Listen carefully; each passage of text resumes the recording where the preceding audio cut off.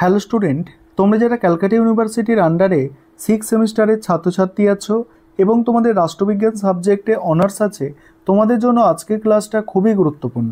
আজকের ক্লাসে তোমাদের সিসি 14 পেপার থেকে দুটি গুরুত্বপূর্ণ 15 নম্বরের প্রশ্নের উত্তর নিয়ে আলোচনা করব।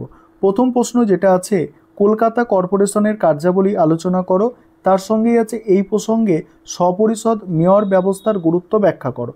এই প্রশ্নটা 2023 সালে পরীক্ষায় একবার এসে গিয়েছে, অর্থাৎ এটা তোমাদের জন্য মোস্ট ইম্পর্টেন্ট প্রশ্ন। প্রশ্নের উত্তরটা বুঝে নাও। প্রথমেই তোমাদের একটা ইন্ট্রোডাকশন অর্থাৎ ভূমিকা লিখতে হবে। সেখানে কি লিখবে দেখো, শহরের শাসন ব্যবস্থা তথা নাগরিক পরিষেবা সর্বাধিক গুরুত্বপূর্ণ স্তর হলো স্থানীয় স্বায়ত্তশাসিত প্রতিষ্ঠান। কলকাতা কর্পোরেশন ভারতের অন্যতম প্রাচীন ও বৃহত্তম পৌর সংস্থা, যা শহরবাসীর নিকট প্রশাসনিক সংগঠন হিসাবে কাজ করে। ভারতের সংবিধানের ৭৪তম সংশোধনীর মাধ্যমে শহরাঞ্চলের স্থানীয় সরকারগুলিকে সাংবিধানিক স্বীকৃতি দেওয়া হয়েছে, যা নগর পরিচালনার বিকেন্দ্রীকরণ ও গণতান্ত্রিকরণে উল্লেখযোগ্য ঘটনা। এই পরিপ্রেক্ষিতে কলকাতা কর্পোরেশনের গঠন ও কার্যাবলী এবং এর স্বপরিষদ মেয়র ব্যবস্থার বিশ্লেষণ করা গুরুত্বপূর্ণ। প্রথমেই আছে দেখো, প্রথম পয়েন্ট, কলকাতা কর্পোরেশনের মূল কার্যাবলী। কলকাতা কর্পোরেশনের মূল কাজ হলো নাগরিকদের মৌলিক পরিষেবা নিশ্চিত করা। এর মধ্যে রয়েছে পানীয় জল সরবরাহ, কঠিন বর্জ্য ব্যবস্থাপনা, সড়ক ও আলোর ব্যবস্থা, স্বাস্থ্যকেন্দ্র পরিচালনা, প্রাথমিক শিক্ষা, পয়ঃপ্রণালী নির্মাণ, রক্ষণাবেক্ষণ, জন্ম মৃত্যু নিবন্ধকরণ ইত্যাদি। এছাড়া কর্পোরেশন শহরের সৌন্দর্য রক্ষা, গাছ লাগানো, পার্ক ও লাইব্রেরি পরিচালনা, দুর্যোগ মোকাবিলা এবং পশু নিয়ন্ত্রণের মতো দায়িত্বও পালন করে। সংবিধানের অনুচ্ছেদ 243 অনুযায়ী রাজ্য সরকার কর্পোরেশনকে এই সব দায়িত্ব অর্পণ করতে পারে। পরের কি বলা হচ্ছে দেখো, রাষ্ট্রবিজ্ঞানী এমপি শর্মা বলেছেন, কলকাতা কর্পোরেশন কেবল প্রশাসনিক কাজ নয়, গণতন্ত্রের বাস্তব অনুশীলনের ক্ষেত্র। নাগরিকরা এখানে প্রথমবার নির্বাচনী রাজনীতির সঙ্গে যুক্ত হন এবং শহরের উন্নয়ন পরিকল্পনায় অংশগ্রহণ করেন। পরের পয়েন্ট কি আছে দেখো, স্বপরিষদ মেয়র ব্যবস্থার বৈশিষ্ট্য ও গঠন। 1980 সালে কলকাতা মিউনিসিপ্যাল কর্পোরেশন অ্যাক্ট অনুসারে মেয়র ইন কাউন্সিল ব্যবস্থা চালু হয়, যেখানে মেয়র কর্পোরেশনের প্রশাসনিক প্রধান। তিনি কয়েকজন কাউন্সিলরকে নিয়ে একটি মন্ত্রিসভার মতো পরিষদ গঠন করে। প্রতিটি কাউন্সিলর বিভিন্ন দপ্তরের দায়িত্বে থাকেন। এই ব্যবস্থা কার্যকর শাসন নিশ্চিত করে, কারণ এর মাধ্যমে দায়িত্ব ক্ষমতা বন্টন সুসংবদ্ধ হয়। মেয়র ও তার পরিষদের সদস্যরা প্রত্যক্ষভাবে নির্বাচিত প্রতিনিধি, ফলে জনগণের প্রতি জবাবদিহিতার মাত্রাও বেশি থাকে। সংবিধানের অনুচ্ছেদ 243 অনুযায়ী পৌরসভার সদস্যরা জনগণের দ্বারা নির্বাচিত হবেন এবং 243 অনুযায়ী ওয়ার্ড কমিটি গঠনের বিধান রয়েছে। এই সব ধারার আলোকে কলকাতা কর্পোরেশনের মেয়র ইন কাউন্সিল ব্যবস্থা একাধারে আইনত ও প্রশাসনিকভাবে সঙ্গতিপূর্ণ। তারপরের পয়েন্ট কি বলা হচ্ছে দেখো, প্রশাসনিক ক্ষমতা ও বিকেন্দ্রীকরণের প্রতিফলন। স্বপরিষদ মেয়র ব্যবস্থার মাধ্যমে প্রশাসনের মধ্যে একটি দায়িত্বপূর্ণ ও সমন্বিত কাঠামো তৈরি হয়। প্রত্যেক পরিষদের সদস্য একটি নির্দিষ্ট বিভাগ পরিচালনা করার কাজের দক্ষতা ও জবাবদিহিতা বাড়ে। মেয়র হচ্ছেন পরিষদের প্রধান, যিনি কৌশলগত সিদ্ধান্ত গ্রহণ ও বিভিন্ন দপ্তরের মধ্যে সমন্বয় রক্ষা করে। রাষ্ট্রবিজ্ঞানী রমেশ কে আরোরা এর মতে, স্থানীয় সরকার ব্যবস্থার মাধ্যমে জনগণের অংশগ্রহণ বাড়ে এবং প্রশাসনিক ভারসাম্য গড়ে ওঠে।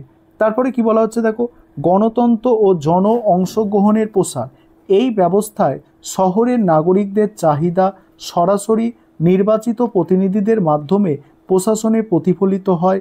ওয়ার্ড ভিত্তিক প্রতিনিধিরা নাগরিকদের সঙ্গে নিবিড়ভাবে যুক্ত থাকেন। এইভাবে জনগণের মতামত, অভিযোগ এবং পরামর্শ সরাসরি কর্পোরেশনের নীতি নির্ধারণ প্রক্রিয়ায় অন্তর্ভুক্ত হয়। ফলে শহর শাসনে জন অংশগ্রহণ নিশ্চিত হয় এবং তা স্থানীয় গণতন্ত্রকে শক্তিশালী করে। তারপরে কি বলা হচ্ছে দেখো, পরের পয়েন্ট হচ্ছে সীমাবদ্ধতা ও সম্ভাবনার দ্বন্দ্ব। যদিও এই ব্যবস্থার অনেক ইতিবাচক দিক রয়েছে, তবুও একাধিক সীমাবদ্ধতা রয়েছে। রাজনৈতিক প্রভাব, বাজেট সংকট, দুর্নীতি এবং প্রশাসনিক দেরির কারণে অনেক প্রকল্প সময়মতো বাস্তবায়িত হয় না। এছাড়া মেয়র ও কমিশনের মধ্যে কখনো কখনো মতানৈক্য দেখা দেয়, যা কার্যক্ষমতাকে ব্যাহত করে। এই সীমাবদ্ধতা দূর করার জন্য প্রশাসনিক স্বচ্ছতা, তথ্যপ্রযুক্তির ব্যবহার এবং জনসচেতনতা বৃদ্ধির প্রয়োজন রয়েছে। উপসংহারে কি বলা হচ্ছে দেখো, কলকাতা কর্পোরেশন একটি গুরুত্বপূর্ণ শহর প্রশাসন ব্যবস্থা, যার কার্যাবলী শহরের জীবনযাত্রাকে সরাসরি প্রভাবিত করে। স্বপরিষদ মেয়র ব্যবস্থা এই কর্পোরেশনকে গণতান্ত্রিক ও কার্যকরভাবে পরিচালনার পথ সুগম করে।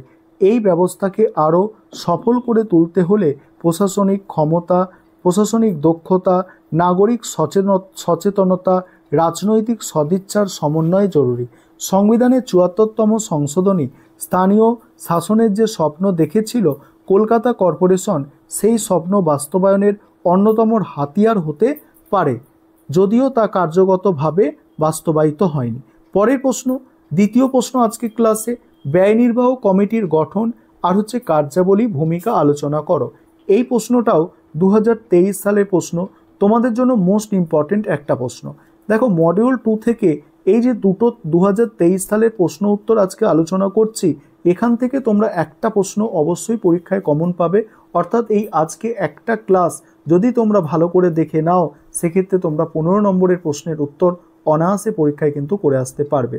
আরেকটা বিষয় এখানে বলে নিই, প্রশ্নের উত্তরটা আলোচনা করার আগে, তোমাদের জন্য অনলাইন কোচিং ক্লাস চলছে। তোমরা যদি এখনও কেউ পেড ব্যাচে অ্যাডমিশন নিতে ইচ্ছুক থাকো বা স্টাডি মেটেরিয়াল পারচেস করবে ভাবছো, তো নিচে যে নম্বরটা দেখতে পাচ্ছ, এই নম্বরে যোগাযোগ করে আমাদের পেড ব্যাচে অ্যাডমিশন নিতে পারো বা স্টাডি মেটেরিয়াল পারচেস করতে পারো। এবারে তোমরা প্রশ্নের উত্তরটা বুঝে নাও। এখানেও প্রথমে ইন্ট্রোডাকশন অর্থাৎ ভূমিকা। সেখানে কি বলা হচ্ছে দেখো, গণতান্ত্রিক ব্যবস্থায় সরকার জনগণের করের অর্থে পরিচালিত হয়। কি গণতান্ত্রিক ব্যবস্থায় সরকার কি জনগণ যে ট্যাক্স দেয় অর্থাৎ কর দেয়, সেই অর্থে পরিচালিত হয়। তাই সরকারের অর্থব্যয়ের প্রতিটি দিক জনস্বার্থে স্বচ্ছ, যুক্তিসঙ্গত ও জবাবদিহিমূলক হওয়া প্রয়োজন। ভারতের সংসদীয় ব্যবস্থায় এই আর্থিক জবাবদিহিতা নিশ্চিত করতে যে 3টি সংসদীয় কমিটি গঠিত হয়েছে, তাদের মধ্যে একটি হলো ব্যয় নির্ধারণী কমিটি বা এস্টিমেট কমিটি।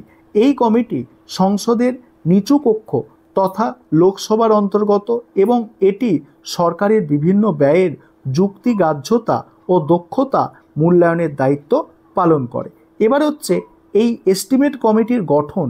সেখানে কি বলা হচ্ছে দেখো, ভারতীয় সংবিধানে সরাসরি ব্যয় নির্বাহ কমিটির উল্লেখ না থাকলেও এটি গঠিত হয়েছে সংসদীয় রীতি অনুযায়ী। এই কমিটির উৎপত্তি হয় 1950 সালে এবং এটি বর্তমানে 30 জন সদস্য নিয়ে গঠিত হয়। সকল সদস্যই লোকসভার সদস্য এবং তাদের নির্বাচন করা হয় প্রফেশনাল রিপ্রেজেন্টেশন পদ্ধতিতে একটি মোশন পাসের মাধ্যমে। এই কমিটি মন্ত্রিসভার দেখো কি বলা হচ্ছে, এই কমিটিতে মন্ত্রিসভার কোনো সদস্য থাকতে পারে না, যাতে এটি স্বতন্ত্রভাবে কার্যনির্বাহ করতে পারে। কমিটির চেয়ারম্যান লোকসভার স্পিকার কর্তৃক নিযুক্ত হন, যিনি সাধারণত শাসক দলের হলেও মন্ত্রী হন না। এইভাবে গঠিত ব্যয় নির্বাহ কমিটি সংসদীয় গণতন্ত্রের একটি গুরুত্বপূর্ণ আর্থিক নজরদারি সংস্থা হিসাবে কাজ করে। তারপরে বলা হচ্ছে কমিটির কার্যাবলী। এখানে কি বলা হচ্ছে দেখো, প্রথম কার্যাবলী হচ্ছে ব্যয়ের বিশ্লেষণ ও মূল্যায়ন। ব্যয় নির্ধারণী কমিটি সরকারের বিভিন্ন মন্ত্রণালয় বা বিভাগের বাজেট বরাদ্দ কিভাবে ব্যয় হচ্ছে তা বিশ্লেষণ করে। কোনো ব্যয় অপ্রয়োজনীয় বা অপরিকল্পিত বা অদক্ষ হলে তা চিহ্নিত করে। এই কাজের মাধ্যমে সরকারের ব্যয়ের যুক্তিগ্রাহ্যতা ও স্বচ্ছতা নিশ্চিত হয়। পরের পয়েন্ট হচ্ছে দেখো, কর্মদক্ষতা বৃদ্ধির পরামর্শ। কমিটি কোনো দপ্তরের কর্মপ্রবাহ, প্রকল্প বাস্তবায়ন এবং ব্যয়ের ধরন বিশ্লেষণ করে প্রশাসনিক দক্ষতা কিভাবে বাড়ানো যায় তা তা নির্ধারণ করে। এটি প্রশাসনের মান উন্নয়নে গুরুত্বপূর্ণ ভূমিকা রাখে। তারপরে কি বলা হচ্ছে দেখো, বিকল্প পরিকল্পনা ও সুপারিশ প্রদান। কমিটি যদি দেখে যে কোনো প্রকল্পে ব্যয় বেশি অথচ ফল কম, তাহলে তার বিকল্প পরিকল্পনার প্রস্তাব করে। এটি এক ধরনের পরামর্শমূলক নীতি সহায়তা যা প্রকল্প রূপায়ণে কার্যকর ভূমিকা পালন করে। তারপরে তথ্য সংগ্রহ ও বিশ্লেষণমূলক প্রতিবেদন। কমিটি প্রয়োজন অনুসারে তথ্য চেয়ে নিতে পারে, সাক্ষ্য গ্রহণ করতে পারে এবং সমস্ত তথ্য বিশ্লেষণ করে সংসদের প্রতিবেদন উপস্থাপন করে। এই প্রতিবেদন প্রশাসনিক সংস্কারের হাতিয়ার হিসাবে কাজ করে। এবার আমি স্ক্রল করে যাচ্ছি, দেখো এখানে একটা পয়েন্ট আছে, তারপরে কমিটির ভূমিকা আছে। যেমন 1 নম্বর এখানে বলা হচ্ছে আর্থিক জবাবদিহিতা প্রতিষ্ঠা। সংবিধানের 112 নম্বর অনুচ্ছেদ অনুযায়ী বার্ষিক আয় ব্যয়ের হিসাব সংসদে পেশ হয়। ব্যয় নির্বাহ কমিটি এই হিসাব যাচাই করে নিশ্চিত করে যে করদাতাদের অর্থ যথাযথভাবে ব্যয় হচ্ছে। এইভাবে তোমরা প্রশ্নের উত্তরটা দেখে নাও, আমি স্ক্রল করে যাচ্ছি। আর এইভাবে তোমাদের কিন্তু গুছিয়ে অ্যান্সার লিখলে অবশ্যই ভালো নম্বর আশা করতে পারো। যেমন এখানে সীমাবদ্ধতা দিয়েছি দেখো, অর্থাৎ এর কিছু সীমাবদ্ধতা আছে। প্রথমত, কমিটির রিপোর্ট সরকার মানতে বাধ্য নয়, ফলে অনেক সময় তা কার্যকারিতা সীমিত হয়। এইভাবে এখানে 4টে সীমাবদ্ধতা আছে, শেষে উপসংহার দিয়ে অ্যান্সারটা শেষ করা হয়েছে।